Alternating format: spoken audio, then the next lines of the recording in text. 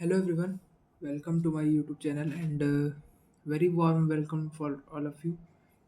तो आज हम लोग मैथ का एक लेक्चर लेके आए हैं जिसमें हम लोग आशीष सर के क्लास नोट्स को एक बार जल्दी जल्दी रिवाइज करेंगे।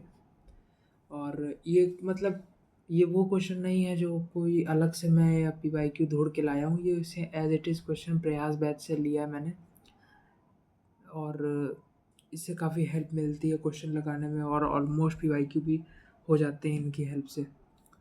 और आशीष अग्रवाल सर के नोट्स के क्वेश्चन है ये, तो नाम ही काफ़ी है। तो शुरुआत करते हैं। हर क्वेश्चन में हम लोग मतलब पूरा नहीं लेकिन ऑलमोस्ट सब डिस्कस हो जाएगा।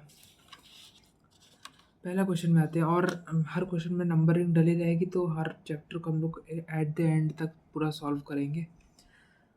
तो ये हम लोग बेसिक मैथ्स चालू कर रहे हैं, तो चालू करते हैं। पहला क्वेश्चन पूछ रहा है कि नेचुरल नंबर हमें बताने हैं, होल नंबर कौन से, इंटीजर, इरेशनल नंबर इनमें से कौन कौन से, इनमें से क्या है। तो पहले तो हमें कॉन्सेप्ट पता होना चाहिए, तो अपने आप हो जाएगा। नेचुरल नंबर की अगर बात करें तो नेचुरल नंबर कौन से होते हैं, 1 से चालू होता है नेचुरल नंबर, 1 2 3 सो ऑल चलता जाएगा। फिर अगला आता है होल नंबर, तो होल नंबर को W से डिनोट करते हैं। होल नंबर कौन से होते हैं, 0 1, होल नंबर में 0 थोड़ा एक्स्ट्रा होता है, 0 1 2 3 सो ऑन। इंटीजर्स क्या होते हैं, जैसे 0 1 2 3 अप टू पॉजिटिव इन्फिनिटी, फिर -1 -2 -3 अप टू नेगेटिव इन्फिनिटी। हाँ, अगर हमसे कोई पूछ ले कि इनफाइनाइट क्या है, इनफाइनाइट इंटीजर है कि नहीं है, तो हम लोग ऑब्वियसली नहीं बोल सकते। क्यों? क्योंकि इनफाइनाइट अपने आप में नंबर कोई डिफाइंड नंबर थोड़ी ना है। हम लोग फॉर एग्जांपल हम लोग इनफाइनाइट को क्या लिख सकते हैं, मान लो 10⁻7 अपॉन 1 लिख दिया, या 10⁻, इन्फिनिटी लिख दिया, फिर इन्फिनिटी क्या लिखेंगे, फिर 10 इन्फिनिटी लिख दिया, फिर उसके ऊपर इन्फिनिटी क्या लिखेंगे, फिर 10 इन्फिनिटी लिख दिया, तो वो बेसिकली नॉट डिफाइंड है, तो उसको हम बता नहीं सकते वो कैसा नंबर होगा। अब आते हैं रेशनल नंबर की तरफ। रेशनल नंबर को Q से डिनोट करते हैं। ये PYQ फॉर्म का होता है, बहुत छोटे से डेफिनेशन बताई जाती है। इसमें जो Q होता है वो नॉट इक्वल टू 0 होता है। फिर अगला आ जाता है इरेशनल नंबर, Q डैश। तो इरेशनल नंबर में क्या होता है, अंडर रूट ऑफ प्राइम, वो सब इरेशनल हो गए। मतलब ऐसा कि रूट से बाहर ना आ पाए, ज़रूरी नहीं प्राइम ही। अब जैसे मान लो मैंने √8 लिया, तो क्या ये मतलब वो नहीं है, इरेशनल नहीं है। अब भाई 8 तो प्राइम भी नहीं है, तो इसका मतलब ये होना चाहिए रेशनल, बट इरेशनल नहीं है। क्यों? क्योंकि 2√2 लिखा जा सकता है। मतलब सिंप्लीफाई होने के बाद इसके अंदर प्राइम ही बचता है, बेसिकली ये कहना चाह रहा हूँ मैं। अब इसके बाद ये क्वेश्चन आराम से सॉल्व हो जाएगा। फिर तो छोटे बच्चों वाला क्वेश्चन है। अगला सेकंड नंबर क्वेश्चन कह रहा है ग्रेटेस्ट इंटीजर हम लोग को बताना है, लाइंग बिटवीन -10 से -15 के बीच में। तो -10 से -15 के बीच में बिटवीन बोला है, इसलिए हम लोग कॉर्नर पॉइंट्स नहीं लेंगे। बिटवीन मतलब केवल बीच के, तो क्या हो जाएगा, -9 -8 -7 -6 -5 -4 -3 -2 -1 0 1 2 3 4 5 6 7 8 9 10 11 12 13 14, ये सब लिए जाएंगे, वही उसका आंसर है। नेक्स्ट क्वेश्चन की तरफ बढ़ते हैं, थर्ड नंबर। उसने बोला है -5 से 5 के बीच में कितने होल नंबर आएंगे, तो कौन कौन से आएंगे, -4 -3 -2 -1 0 1 2 3 4, ये सब नंबर्स -5 और 5 के बीच में आएंगे, ये इसका आंसर है। फोर्थ नंबर क्वेश्चन की तरफ चलते हैं। फोर्थ नंबर क्वेश्चन क्या कह रहा है, फोर्थ नंबर क्वेश्चन थोड़ा अच्छा है। कह रहा है कि मतलब 3 कंडीशन दी हुई है, कौन सी कंडीशन ये इम्प्लाइज करती है, मतलब कौन सी कंडीशन ये बयां कर रही है कि उसके ट्रू होने से एक्स रेशनल हो जाएगा। मान लो फर्स्ट ट्रू है तो एक्स रेशनल होगा क्या, या फिर सेकंड ट्रू है तो क्या एक्स रेशनल होगा, या फिर क्या थर्ड ट्रू है स्टेटमेंट तो क्या एक्स रेशनल होगा, तो ये हम लोग को बताना है। तो फर्स्ट पार्ट कह रहा है कि एक्स रूट एक्स अगर रेशनल है तो एक्स रेशनल होगा, ये ज़रूरी है क्या? तो देख लेते हैं ये ज़रूरी है क्या। ये कह रहा है x to the power half belongs to rational, तो मान लो कोई और एक्स भी है वो रेशनल बिलोंग करेगा, तो हम जानते हैं दो रेशनल नंबर को मल्टीप्लाई करने से रेशनल नंबर ही आएगा। तो इन दोनों इक्वेशन को मल्टीप्लाई कर दिया तो हाँ एक्स रेशनल आ गया, प्रूफ हो गया। इसका मतलब फर्स्ट स्टेटमेंट तो सही है। सेकेंड स्टेटमेंट की तरफ अगर हम लोग बढ़ें तो x square and x to the power 5 are rational बोला गया है। इसका मतलब x square belongs to rational number, x to the power 5 belongs to rational number. ये आर रियल नंबर होता है लेकिन मैंने मान लिया कि यहाँ आर से रेशनल है। ध्यान रखना आर से हम लोग मैथमेटिक्स में रियल नंबर डिनोट करते हैं, बट यहाँ पर्टिकुलर क्वेश्चन पे मैंने अपनी तरफ से अपने कंफर्ट के लिए मैंने आर लिखा है रेशनल डिनोट करने के लिए। तो ये हो गया फर्स्ट इक्वेशन, ये सेकंड इक्वेशन। अब मानते हैं हम लोग कि मतलब ये कोई नंबर रेशनल है दूसरा भी रेशनल है, तो दोनों को मल्टीप्लाई करने से रेशनल ही आएगा, बिल्कुल आएगा। मानते हैं कि नहीं मानते? तो हमने फर्स्ट को फर्स्ट से ही मल्टीप्लाई कर दिया, मतलब एक्स स्क्वायर को एक्स स्क्वायर से ही मल्टीप्लाई, तो x to the power 4 belongs to rational आ गया। इसको थर्ड इक्वेशन मान लिया। अब ये थर्ड इक्वेशन ये सेकंड इक्वेशन, दोनों को अब दिख रहा है ना x to the power 4 belongs to rational है, 5 बिलोंग्स टू रेशनल है, डिवाइड कर देंगे तो एक्स बिलोंग्स टू रेशनल आ जाएगा। इसका मतलब सेकेंड स्टेटमेंट भी ट्रू हो गया। थर्ड स्टेटमेंट कह रहा है एक्स स्क्वायर और x to the power 4 rational है तो एक्स रेशनल होगा। चेक कर लेते हैं, x square rational x by 4 rational. इससे हम लोग क्या बोल सकते हैं कि एक्स रेशनल होगा? बिल्कुल नहीं बोल सकते। क्यों नहीं बोल सकते? फॉर एग्जाम्पल मान लो एक्स हुआ √2, मान लो एक्स हुआ √2, तो इसका एक्स स्क्वायर तो 2 आ गया और एक्स टू द पावर 4 क्या आया? एक्स टू द पावर 4 आ गया, इसका स्क्वायर 4। तो इससे तो नहीं पता चल पा रहा ना कि ये रेशनल है, क्योंकि ये तो इरेशनल दिया हुआ है। इसका मतलब थर्ड स्टेटमेंट जो है वो फॉल्स है, थर्ड स्टेटमेंट जो है फॉल्स है। आ जाते हैं नेक्स्ट क्वेश्चन की ओर। फिफ्थ नंबर में कह रहा है ABC इंटीजर है और ये कोई मतलब इक्वेशन टाइप दिया है, तो वो रेशनल नंबर है पूरा। इसको सॉल्व करने के बाद सिंप्लीफाई करने के बाद रेशनल नंबर बचना चाहिए। Then which of the following values of ABC possible, मतलब ABC के बीच में ऐसा रिलेशन बताओ जिससे ये चीज़ रेशनल नंबर ही निकले जब इसका आंसर है। तो चलो क्या दिया था, A√2 plus B upon B√2, A√2 plus B upon B√2 plus C. तो एक तो हम लोग को धारणा पता है, अगर हम लोग को रूट दिख जाए तो सबसे पहले हम लोग वो कर लेते हैं रेशनलाइज। तो A√2 प्लस B√2 माइनस सी अपॉन 2B² माइनस C²। ठीक है, सही है। फिर अगले में आते हैं 2AB minus √2AC plus √2B² minus BC upon 2B² C²। भाई ये तो स्क्वायर है, ये भी स्क्वायर है, दो स्क्वायर का माइनस मान, ये अपने आप में रेशनल, ये अपने आप में रेशनल, दोनों का सब्ट्रैक्शन करेंगे आपस में rational.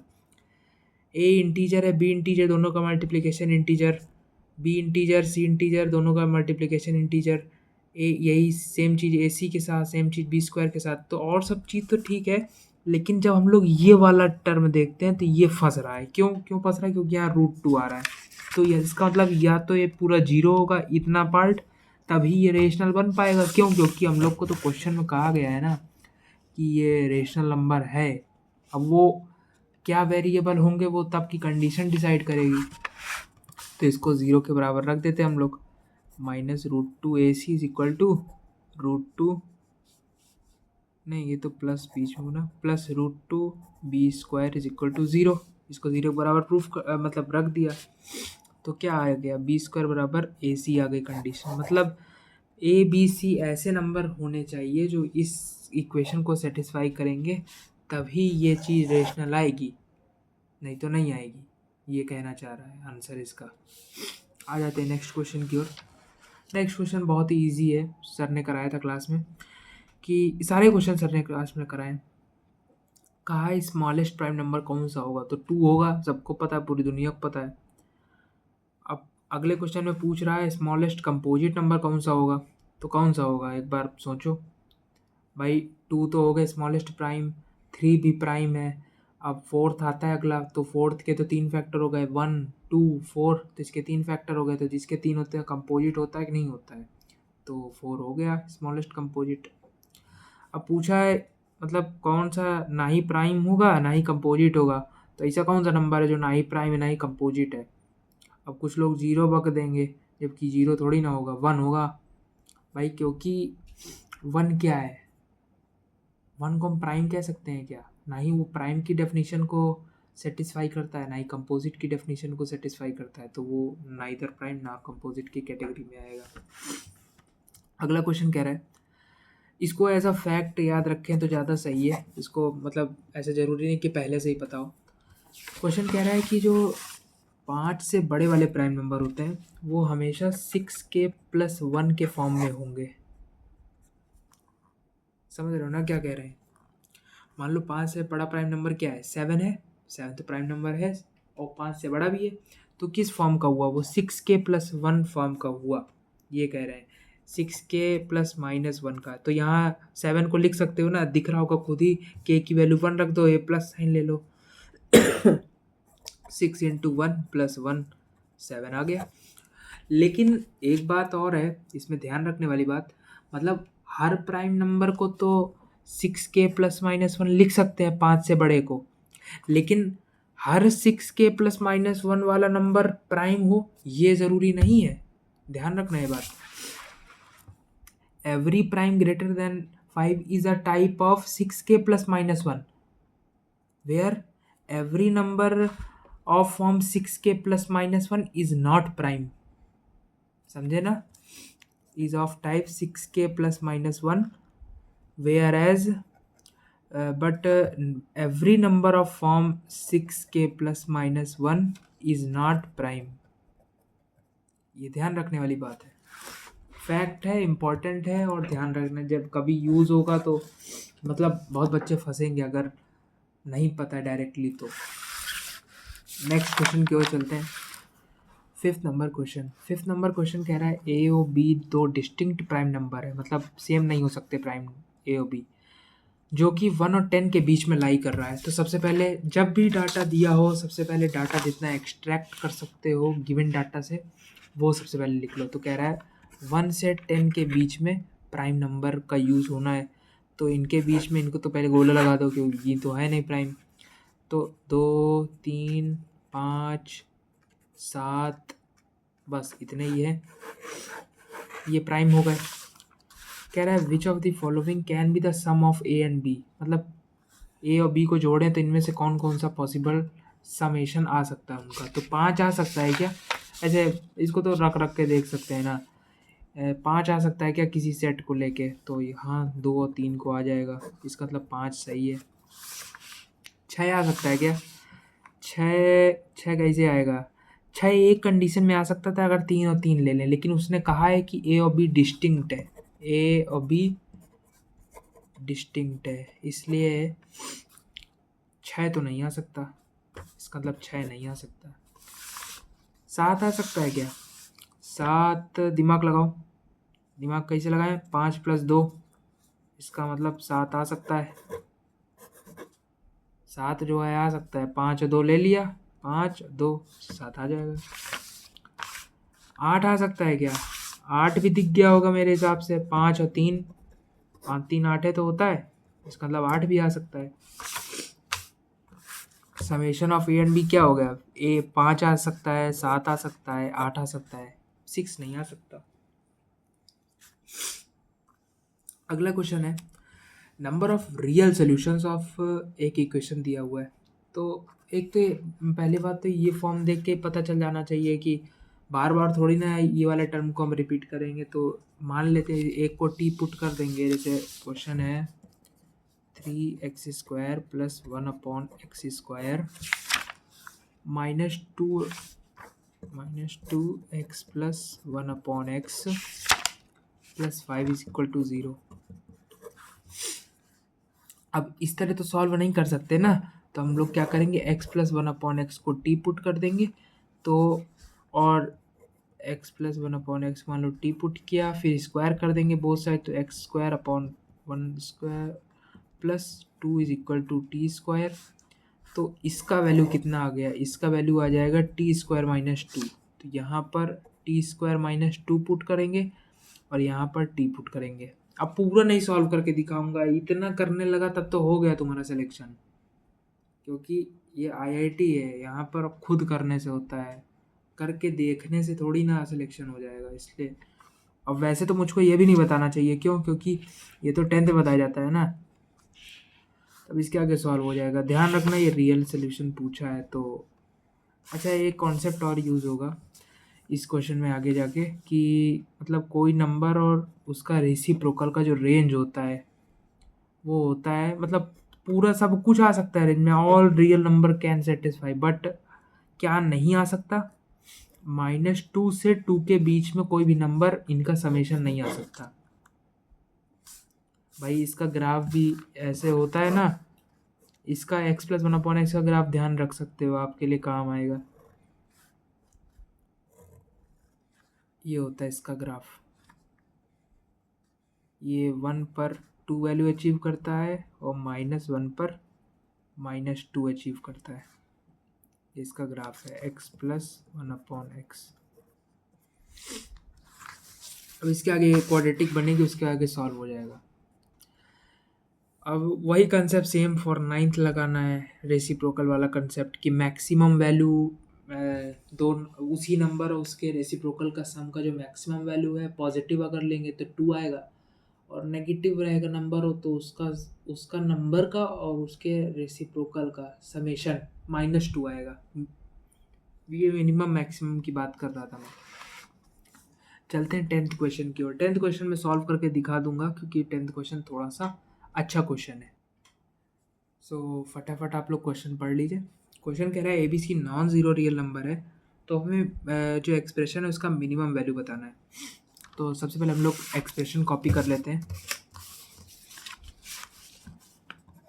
a⁴ plus 3a² plus 1। आप लोग भी जल्दी जल्दी अपनी कॉपी में नोट कर सकते हो अगर नोट करना चाहो।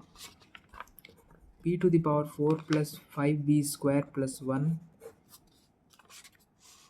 c⁴ plus 7² plus 1 upon a² b² c²।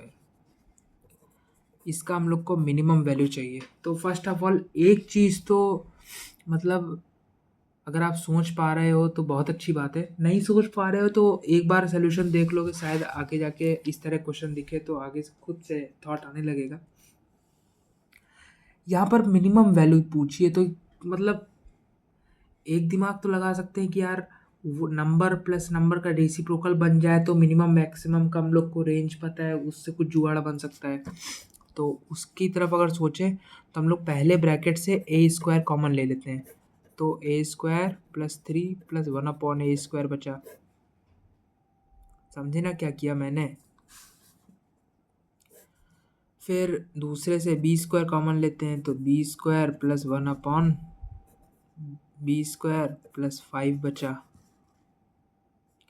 फिर c² कॉमन लिया, तो c² plus 7 plus 1 upon c², ये बचा, अपॉन a² b² c²। अब c² से ये c² गया, ये b से b², ये स्क्वायर से a²।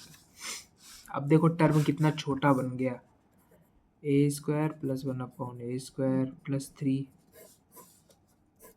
b² plus 1 upon b² plus 5, c² plus 1 upon c² plus 7।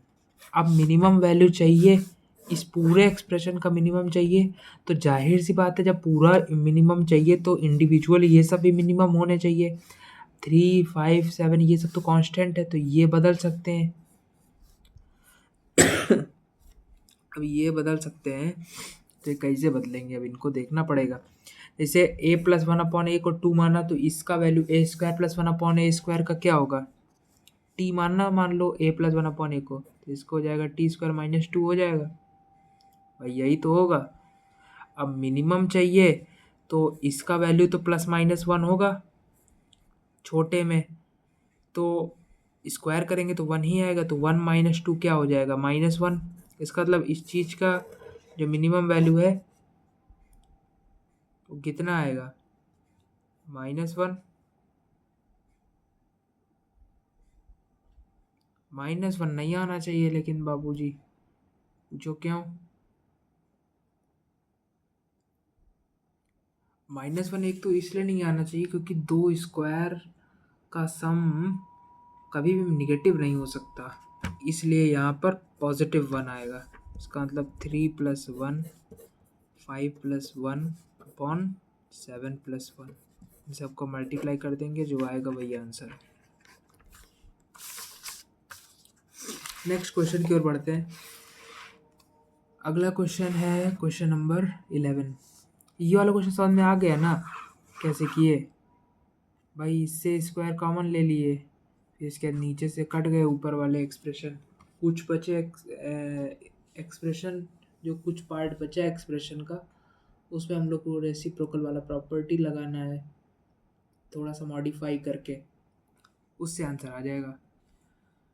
अगला कह रहा है एक इक्वेशन दी है, उसके रूट्स क्या होंगे, तो चलते हैं रूट्स फाइंड करते हैं। वैसे तो ये खुद से आना चाहिए, मैं इससे मेन कंसेप्ट अगर बता दूं तो शायद काम चल जाना चाहिए क्योंकि बहुत ही बेसिक है। तो फर्स्ट ऑफ ऑल तो हम लोग इसको एलसीएम ले लेंगे। एलसीएम लेने के बाद ऊपर वाले को, ऊपर में एक क्वाड्रेटिक बनेगी, जो क्वाड्रेटिक बनेगी उसके बनने के बाद नीचे वाले एक्सप्रेशन को हम लोग ज़ीरो नहीं पुट कर सकते हैं। क्यों?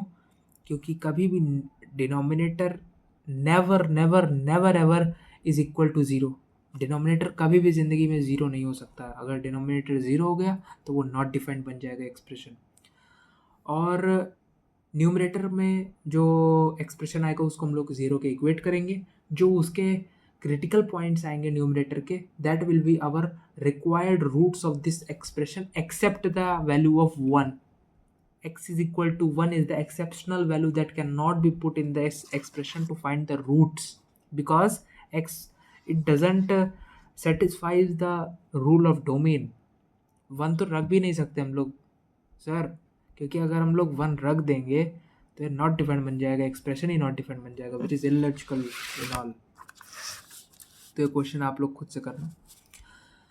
तो और खुद से क्या वो क्वाड्रेटिक ही सॉल्व करना है, तो क्वाड्रेटिक तो आनी ही चाहिए अगर जेई की तैयारी में है तो। और ध्यान रखना मैथ हमेशा आप खुद से होती है। कभी भी क्वेश्चन सॉल्व करके अगर कोई दिखा रहा हो और आप सोचो कि केवल उन्हीं क्वेश्चनों से केवल कल्याण हो जाएगा, तो बिल्कुल नहीं होगा। आपको कुछ एक्स्ट्रा क्वेश्चन खुद से भी करने पड़ेंगे, तभी मैथ में अच्छा परसेंटाइल आप अचीव कर सकते हो। क्वेश्चन नंबर 12 कह रहा है हम लोग को कि कौन सा एक्सप्रेशन जो है साइन एक्स में रिड्यूस हो सकता है। तो ये तो बहुत लल्लू क्वेश्चन है, ये तो देख के हम लोग बता सकते हैं, मैथ वाले हैं। tan एक्स को हम लोग लिख देंगे sign x upon cos x, और sec एक्स को लिख देंगे 1 अपॉन कॉस एक्स, तो कॉस एक्स कट जाएगा, साइन एक्स बचेगा। तो पहला एक्सप्रेशन सही है, साइन एक्स में रिड्यूस हो गया। सेकेंड एक्सप्रेशन कह रहा है sine x upon sec square x minus tan square x. तो एक तो हम लोग ट्रिग्नोमेट्री में पढ़ ही चुके हैं, अगर आप लोग 12th पास हो, ड्रॉपर हो, तो इतना तो हम लोग को पढ़ाया जाता है, sec square x minus tan square x is equal to 1 property होती, मतलब आइडेंटिटी होती। तो डिनोमिनेटर 1 और न्यूमरेटर में साइन एक्स, तो इक्वल टू हो गया साइन एक्स। अगला है sine square x into sec x upon tan x. तो हम लोग को पता है सेक एक्स क्या होता है, 1 upon cos x, ten x क्या होता है sine x upon cos x. तो ऊपर वाला कॉस एक्स नीचे वाले कॉस एक्स से गया, नीचे वाला एक साइन एक्स ऊपर वाले एक साइन एक्स से गया, तो ऊपर दो साइन एक्स थे, एक कट गया तो बचा गया एक साइन एक्स। इसका मतलब ए सही भी है, बी भी सही है, सी भी सही है, इसका मतलब all of the above is the correct option. अगले क्वेश्चन की ओर चलते हैं। अगला क्वेश्चन मैं पूरा सॉल्व करके दिखाऊंगा, सो एक बार आप ध्यान से पढ़ लीजिए। ए पार्ट पे पहले हम लोग फोकस करेंगे। ए पार्ट कह रहा है a rectangular box has volume 48 and the sum of length of 12 edges of box is 48.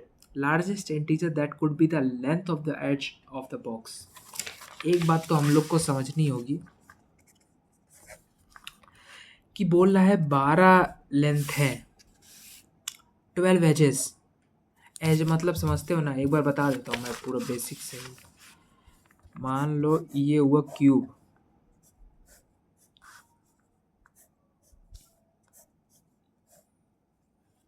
तो एज इसको कहते हैं, इसको, ये एज है, ये एज है, ये भी एज है, ये एज है, ये भी एज है, this is also edge, this is also edge, this is also, this is also, this is also edge, this is also, this is also. So this can be written as L, length L, it is also L, it is also L. So how many L? 4L. Sorry for that. 4L. And the breadth is B, B, B, B. It's 4 times B plus 4 times H, obviously by symmetry, plus 4H is equal to what's given, because sum of 12 edges is given as 48, I think so, in question. Sum of the length of 12 edges is of box is 48, right? So it's a 48 and we are asking for it. हम लोग से पूछा जा रहा है the largest integer that could be the length of N H. हम लोगों से एल का वैल्यू पूछा जा रहा है, maximum, what's the maximum value of L that could be the possibility of this condition. Or one more condition we are given with it, that volume is 48. इस rectangular box का जो volume है, volume क्या होता है, length breadth into height, it's given as 48, it's also a 48, both are 48. So anyway हम लोग से पूछ रहा है एल का मैक्सिमम वैल्यू, तो L plus B plus H क्या हुआ, 4 कॉमन लेके काट देंगे, इज इक्वल टू 12 हुआ। तो ऐसे हम लोग को 3 नंबर चाहिए, ऐसे हम लोग को 3 नंबर चाहिए जिनका मल्टीप्लिकेशन तो 48 हो और उनका सम करने पर 12 आए। तो मल्टीप्लिकेशन 48 को अगर हम लोग तोड़ना चाहें कुछ नंबरों पर, तो एक बड़ा आसान, एक तो मेथड हो गया प्राइम फैक्टराइजेशन, दूसरा हो गया हिट एंड ट्रायल। तो हिट एंड ट्रायल हम लोग करते नहीं क्योंकि हम लोग मैथ के स्टूडेंट हैं, करेंगे तो हम लोग हर चीज़ लॉजिकली। तो ये प्राइम फैक्टराइजेशन कर लेते हैं, 12 6 2 3 3 1। सो अब इन नंबरों में से ही हम लोग को एक सेट बनाना है जो जिनमें से जिनका सम 12 आ जाए और मल्टीप्लिकेशन तो 48 ऑब्वियसली आएगा ही अगर हर नंबर को ले लिया जाए। तो हम लोग लेंगे, कुछ सेट बनाते हैं, 12 आना चाहिए जिनका सम। मान लो एक बार के लिए 4 और 4 3 लिया, it's not coming 12, it's 4 3 7 and 7 4 11, it's not coming 12. Let's say we are taking 6 4 2, 6 4 2, yes it's working, 6 plus 4 plus 2, 6 4 10 2 12 और मल्टीप्लिकेशन भी 12 है। तो इनमें से मैक्सिमम वैल्यू क्या हुआ है, 6 हुआ। तो जो लेंथ आया 6, दैट्स अवर आंसर। अगले क्वेश्चन की ओर चलते हैं, बी पार्ट की तरफ। बी पार्ट तो बहुत ही मतलब सिली क्वेश्चन नहीं कह सकते, लेकिन एक ट्रिकी क्वेश्चन कह सकते हो, जल्दी हिट नहीं होता अगर आपने पहले क्वेश्चन को सॉल्व नहीं किया, लेकिन अगर आपके कॉन्सेप्ट क्लियर है बेसिक वाले तो हो जाएगा क्वेश्चन। क्वेश्चन कह रहा है फर्स्ट 20 प्राइम नंबर्स को अगर हम लोग मल्टीप्लाई करें, उनका प्रोडक्ट लें, तो उनके लास्ट में कितना ज़ीरोज़ आएगा, number of zeros at the and in the product of first 20 prime numbers. तो पहले तो एक बात बहुत समझना ज़रूरी है कि कभी भी गधा मजदूरी करने से पहले 10 बार सोचना चाहिए। मतलब ऐसा नहीं कि हम लोग 20 प्राइम नंबर्स मतलब 1 से लेके 20 तक, या फिर मतलब सॉरी फर्स्ट 20 प्राइम नंबर्स पहले हम लोग लिखें, फिर उनका मल्टीप्लाई करें, तब जाके देखें आखिरी में ज़ीरो कितने आ रहे हैं, फिर काउंट करके आंसर पुट कर। That's not a brilliant way, that's a foolish way. So brilliant way क्या होगा, एक तो पहले हम लोग को पता होना चाहिए 10 बनता कैसे। 10 एक तो 5 इंटू 2 से ही बन सकता है, और कैसे बनेगा 10 भाई, 10 और किससे बन सकता है, 10 इंटू 1 से, तो ये तो एकदम पागलों वाला जवाब हो गया, तो ऑब्वियसली करेक्ट है, बट हम लोग प्राइम नंबर के फॉर्म में पूछ रहे थे, 5 इंटू 2 से बनेगा। अब 5 इंटू 2 से जब बनेगा, दोनों प्राइम नंबर है, दोनों प्राइम नंबर है, तो पहले 20 नंबर क्या आखिरी के 20 हजारों, मतलब मैं क्या बोल रहा हूँ कि आप समझो एक बात को कि अगर हमसे ये भी पूछ लिया जाए कि जितने प्राइम नंबर तुम सोच सकते हो दिमाग में कि फर्स्ट 1000 प्राइम नंबर्स का मल्टीप्लिकेशन किया जाए, फिर उसके बाद उनको उनमें कितना ज़ीरोज़ होगा, मल्टीप्लाई करने के बाद जो प्रोडक्ट आएगा उसमें नंबर ऑफ़ ज़ीरोज़ बताओ, तब भी सेम आंसर होगा। क्यों? क्योंकि ये सेट दोबारा रिपीट होगा ही नहीं, ये सेट एक ही बार आएगा भाई। 2 और 5 के बाद कभी ऐसा सेट ही नहीं बनेगा जिसमें दोबारा 10 बन जाए, क्योंकि दोबारा 10 बनेगा तो 10 खुद में 10 बनेगा, लेकिन ये प्राइम नंबर नहीं है, हमसे तो प्राइम नंबर पूछा गया है। तो एक ही ज़ीरो पॉसिबल, ओनली 1 ज़ीरो, ये आंसर है हम लोग का। 1 zero is the answer, 1 zero. I am not telling 1 zero is the answer, I am telling 1 is the answer, 1 zero. B option हो गया। सी ऑप्शन कह रहा है नंबर ऑफ सोल्यूशन हम लोग को बताने हैं, ये आप लोग खुद से करो।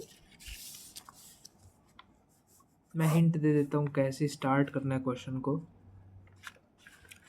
2 to the power 2x minus 3 to the power 2y is equal to sorry for that 55। सो हम लोग इसको सॉर्ट करने के लिए एक चीज़ कर सकते हैं कि मतलब 2x को a मान ले, 3y को b मान ले, और फिर उसके बाद a square minus B square हो गया तो a plus B into a minus B करके 55 के हम लोग वो कर सकते हैं।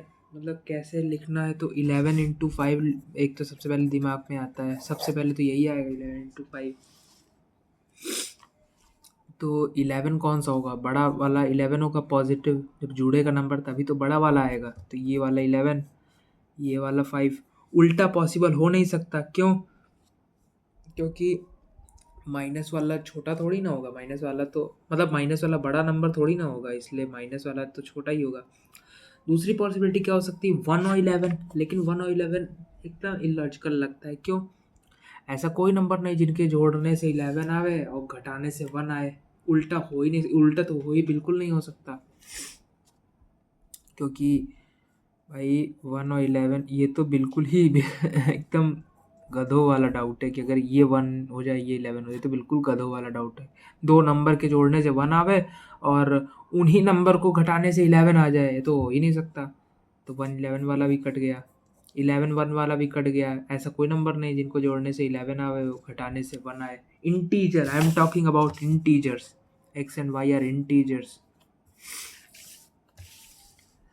तो ऐसे तो कोई नंबर्स नहीं, तो एक बच्चा 11 और 5 वाली कंडीशन बची, बस यही आंसर है भाई। a plus B is equal to 11, a minus B is equal to 5, दोनों इक्वेशन को सॉल्व करेंगे एलिमिनेशन मेथड से, उसी को पुट कर देंगे, आ जाएगा x एंड y। अगला क्वेश्चन कह रहा है हम लोगों से the ratio of total area of the rectangle to the total shaded area. बहुत आसान सा क्वेश्चन है। दो circle are embedded in the rectangle. Let's say it's 4a for our comfort, and taking its radius as a, so that its total diameter is 2a and it's also 2a, then its sum up to give 4a, then it will obviously become 2a। तो shaded area हम लोग का ये है, circle के बाहर वाला part, ये शेडेड एरिया है। पहले तो टोटल एरिया लिख लेते हैं हम लोग। टोटल एरिया, टोटल कितना है एरिया, लेंथ इंटू ब्रेड्थ लिखेंगे रेक्टेंगल का फॉर्म में, 4a इंटू 2a, तो 8a स्क्वायर आ गया हम लोग का टोटल एरिया। शेडेड एरिया की बात रही तो रेक्टेंगल में से सर्किल का हटा देंगे, शेडेड एरिया आ जाएगा। तो रेक्टेंगल का है 8a स्क्वायर, सर्किल का 2 सर्किल है, दोनों सेम तरीके के हैं, तो एक का लिख लेते हैं, उसी को 2 से मल्टीप्लाई कर देंगे। एक का एरिया क्या हुआ, पाई इंटू रेडियस का स्क्वायर होता है, यहाँ रेडियस क्या है, ए रेडियस है एक की, पाई ए स्क्वायर, 2 से मल्टीप्लाई कर दिया तो 2 सर्किल के एरिया आ गए। ये शेडेड पार्ट का आ गया 8a square minus 2 pi a square. अब टोटल का रेशियो शेडेड लेना है, टोटल रेशियो शेडेड लेना है, तो 8a square upon 8a square minus 2 pi a square, total area upon shaded area, इनका रेशियो ले लिया। अब 2 से काट दो ऊपर नीचे, तो 4a square upon 4a square minus pi a square, और ए स्क्वायर भी कट जाएगा, तो 4 upon 4 minus pi. This is our final answer. तो आज के लेक्चर में हम लोगों ने सारे क्लास इलस्ट्रेशन और इस लेक्चर के जो भी के सर ने दिए थे, आशीष सर ने, वो हम लोगों ने सक्सेसफुली कंप्लीट कर लिया, जितने भी TH और क्लास इलस्ट्रेशन दिए थे। So thank you for watching till the end, और इसी तरह पढ़ते रहिए, होमवर्क सॉल्व करते रहिए। Homework is the best part, the most loving part is also the homework when we solve from own self. So thank you for watching, let's go.